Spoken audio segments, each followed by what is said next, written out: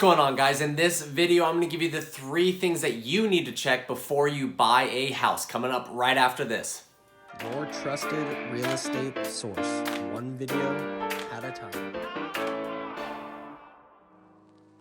Welcome back, guys. In this video, I'm going to give you the 3 things that you need to check before buying your next house. And if this is your first time tuning into my YouTube channel, welcome. My name is Alex. I'm a top producer, real estate agent out here in Washington, and I designed this whole YouTube channel around real estate. So if you're interested in learning more about real estate, how to make money through real estate, well then pound that subscribe button down there and get notified when I post new videos 3 times a week. Now on to the video you're waiting for. And number 1 that you need to check is your credit score. Now when you get a mortgage, assuming you're not gonna pay cash for a house, a mortgage lender will look at your credit score because that's the number 1 indicator for how well you repay your debt. Now there are multiple different loan options out there that you can take when you get a mortgage on a house. So let's head over to the whiteboard and I'll give you guys the different credit requirements you need for each loan. Here's some of the most common loan options that you will see when you take out a mortgage. And let's start at the top, the FHA loan.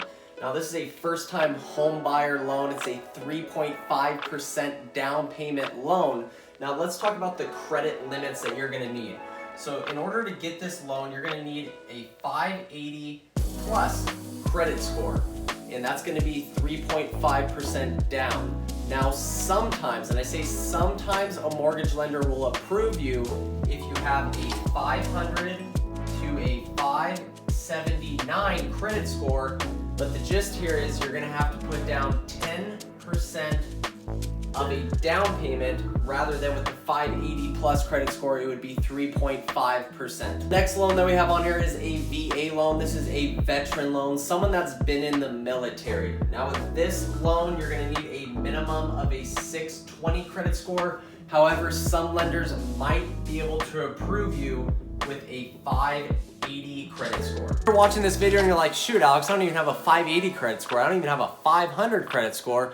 Well, the first thing that I would recommend to you guys out there is make sure you're paying off your credit card in full every single month, and that goes back to buying things that you can't afford. There are some compensating factors for bad credit that might even allow you to still buy a house, and what they are is a low LTV. So basically what you need to do is put more of a down payment so you're not as great of a risk to a mortgage lender. The next one is the amount of savings you have in the bank. You know, if you have a 480 credit score, but you have $1 million liquid in the bank, well, a mortgage lender might look at this and say, hey, we can give him the loan. He has plenty amount of money in order to make this monthly payment. And that leads me to the next one is high income. Maybe you have a $5,000 monthly mortgage, but maybe you're pulling in $50,000 a month, and maybe you still have bad credit. Well, a mortgage lender is gonna look at this and say, you can easily pay your monthly payment, so they might progress through and allow you to buy the house. The last 2 are low debt to income ratio. So this basically means that you have a very low debt compared to the amount of income you're bringing in every single month. And then the last one is a long employment history. So if you've been working with someone for 10, 15, 20 years and you have shown steady income through that company, well, a mortgage lender might allow you to get the house based off this information. And for you guys watching this, just so you know, you need a 2-year work history in order to apply for a mortgage. Next loan that we have on here is a USDA loan. What a USDA loan is, if you are out in a rural area, so if you're out in like farm country, and basically there's a dividing line that you have to talk with your mortgage lender to see if you're buying a house within a USDA zone. Now for credit limit goes with a USDA loan, this is going to be one of the higher credit limit loans. You're going to need a 640 plus credit score in order to get this loan. Now let's keep rolling down. The next one's gonna be a FHA 203K loan.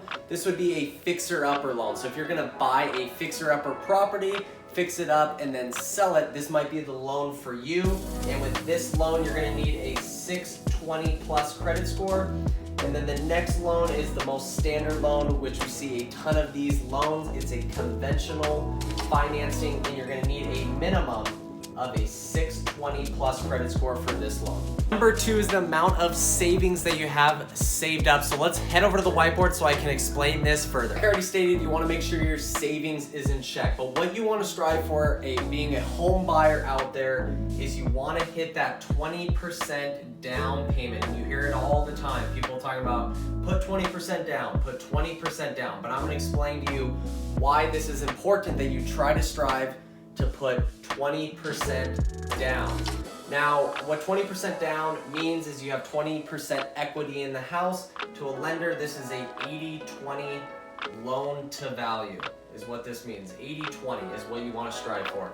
Now, what this allows you to avoid is what's called PMI insurance. So, for example, if you were to do a conventional financing and put 10% down payment, so you miss that mark of 20% down, your lender is going to issue PMI insurance, which basically is a payment every single month that goes into a premium in case you default on the loan. Say you did put 10% as a down payment on a house. Now, what PMI insurance, how you calculate it, it's normally going to be 0.05% to 1% of the total purchase price.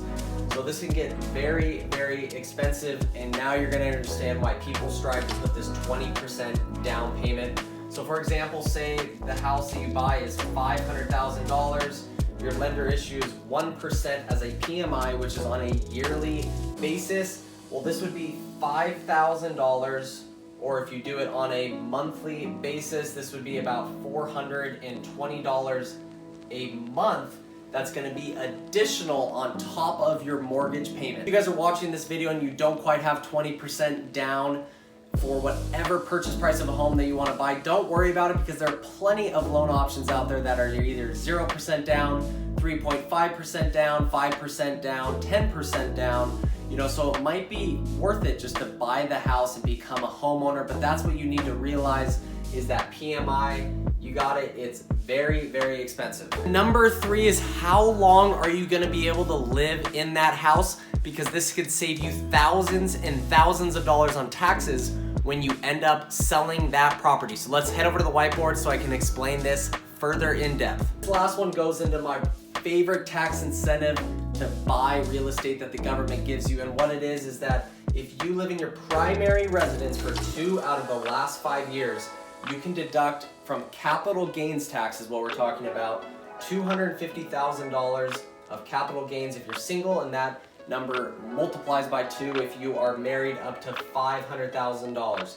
So what you need to think about if you're sitting out there watching this video and you're on the edge of buying or possibly renting, are you gonna live in that house for at least 2 years? Because if you don't and you relocate, when you end up selling that property, you're gonna pay tax on all that equity you built throughout the years. And if you haven't already, I did a full video on capital gains tax, and it can be very costly when you end up selling that property. Guys, there you guys have it. Hopefully you got some type of value out of the video. And if you did, hit that like and subscribe button, and please comment below. I would love to hear what you guys thought of this video and any other video that you would like me to make.